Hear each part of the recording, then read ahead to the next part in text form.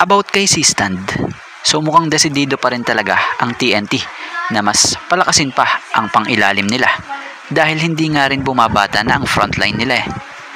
So ayon sa nabasa nating post ni Sir Snow, credit po nabanggit rito na patuloy daw di umano ang TNT tropang giga or tropang 5G sa paggawa ng paraan para makuha ang serbisyo ng mamang ito. So kumbaga, hint yung binigay nitong update nitong si Sir Snow. At para sa opinion natin, mukhang pagsubok ito sa TNT kung gusto talaga nila i-push makuha si C-Stand. Dahil si C-Stand ay napapabalita na noon pa may nagretiro na. O napabalita na noon pa may nagretiro na. So bukod doon nasa sa Terra Firma yung rights niya. So kung makagawa man ang TNT ng paraan para makuha ang serbisyo ni C-Stand, inaasahang makapagbibigay boost ito para sa koponan.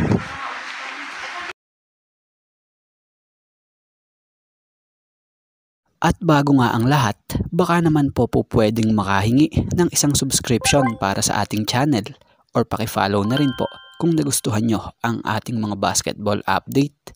At kung ito na may makakabigat para sa inyo, kahit isang like and share na lamang po. Maraming salamat po. Speaking of Terence Romeo, kung titingnan mo yung sitwasyon niya ngayon, kung isa ka sa fans ni Terence Romeo, na naisin mo muli talaga siyang makitang makabalik sa PBA. Kung tutuusin, malaki pa ang potensyal nitong si Terence Romeo na makalaro muli sa PBA kumpara sa ibang mga players. Kung nakita nyo yung performance niya nung nakaraan sa 3x3 bit-bit ang bandera ng Pilipinas, medyo nakakalungkot lang din talaga na makita yung ganitong player like TR7 na magpahanggang ngayon nga wala pa ding kumukuha sa kanyang PBA teams. Sinubukan niya maglaro sa 3x3 para irepresenta ang Pilipinas pero nabigo sila. At kitang-kita mo sa nilaro nitong si Terence Romeo na ginawa niya ang lahat. Kitang-kita rin sa kanya ang panghihinayang nang mabigo nga sila. Kung matatandaan nyo, noon nung prime nitong si Terence Romeo, ang daming mga offers sa ibang bansa. Pero mas pinili pa din niya noon ang PBA.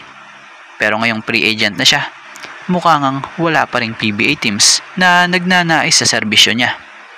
Pero sana talaga mabigyan siya ng chance dahil sa pinakita niya ng husay na laro dito nga sa 3x3 dahil kita mo na talaga namang kaya pa niya. So para sa opinion natin what if gayahin ni Terence Romeo yung ginawa ni Troy Rosario na siya na mismo yung lumapit at mag-try out gaya sa Ginebra? Dahil kung tutusin, di man sabihin ni TR7, alam naman natin isa ang Ginebra sa gusto niyang team na mapaglaruan noon pa.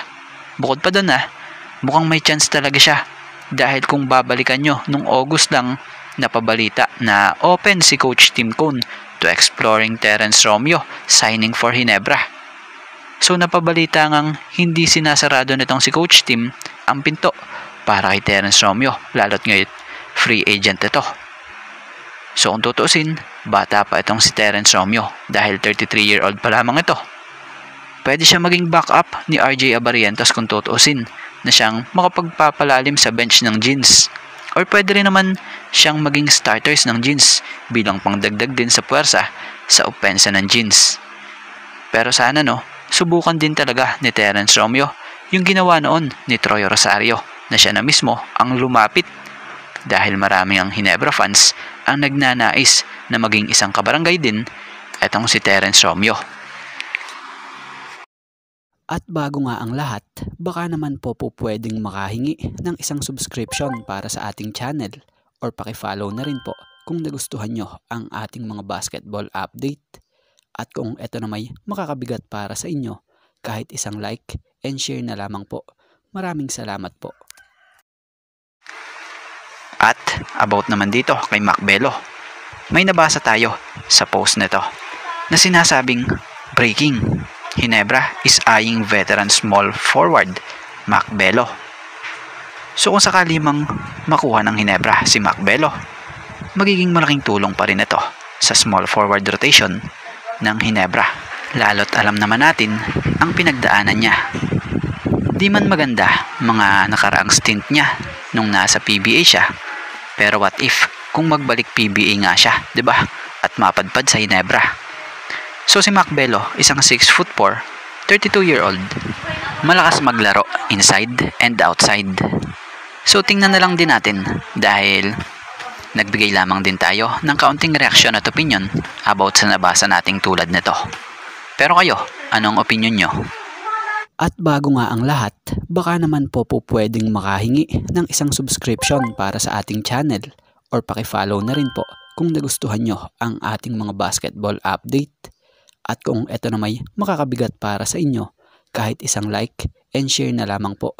Maraming salamat po. Kumilos na ang Hinebra, hindi para magdagdag, kundi para magbawas, na kung sa ay tuluyan ng binitiwan ang mga guards na sila Von Pesumal and Paul Garcia. Bago pa man mag-umpisa ang PBA Season 50 Philippine Cup next month. So mismong si Coach Tim nga ang nagkumpirma na itong si Von Pesumal ay nasa Northport na at si Paul Garcia ay kasama na sa Terra Firma. So si Von Pesumal ay matagal ding namalagi sa SMC teams, nakapaglaro sa SMB at sa Barangay Hinebra. Pero ngayon, eto't balik siya sa dating team na nag-drop sa kanya noon. Samantalang itong former Ateneo Blue Eagles na si Paul Garcia hindi nga nagkaroon ng magandang playing time under Coach Tim, na kung saan nawala nga talaga siya sa rotation. Katagalan, mas nag-spend pa nga po ng time si Paul Garcia sa Hinebra bilang reserve player kumpara sa active player. Pero ngayon, eto't inaasahang makukuha ni Von Pesumal at Paul Garcia ang kanilang mga mas magagandang minuto ng playing time sa kanilang mga bagong koponan kumpara noong sila'y nasa sa Hinebra pa.